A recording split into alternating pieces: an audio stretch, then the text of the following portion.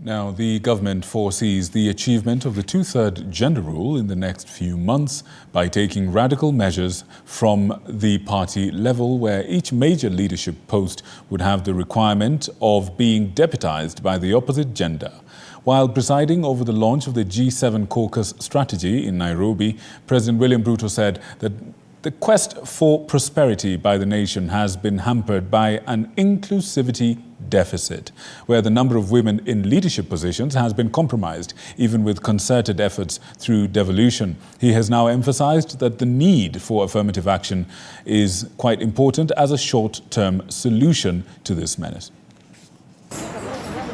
The world is not on track to achieve gender equality by 2030.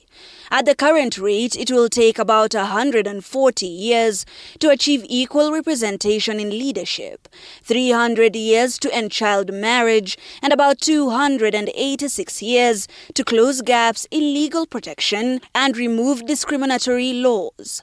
According to the 2022 Equilib report, the situation is even more dire in the workplace, where only 5% of companies globally have a female CEO, and it would take almost 300 years to close the economic gender gap. This time round, we will make sure that the two-thirds gender rule is a thing.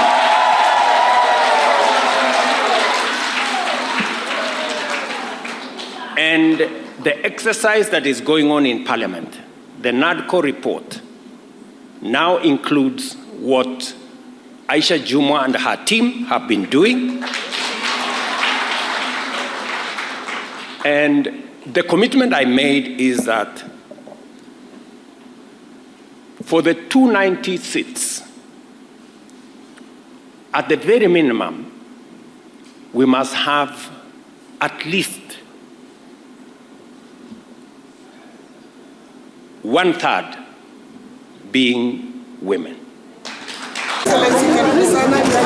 President William Ruto says it is alarming how policymakers have completely disregarded undertaking affirmative action, an initiative meant to close the ever-widening gender gap in the next 7 years.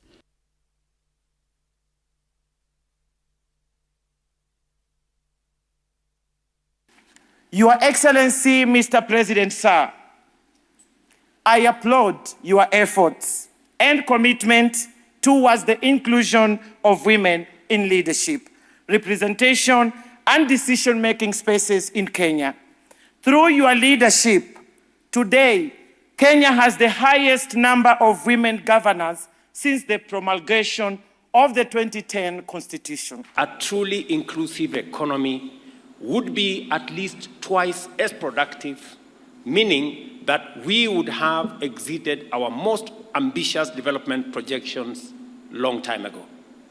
We can accelerate our progress to become an industrialized, high-income economy by radically enhancing the inclusion and participation of women in leadership.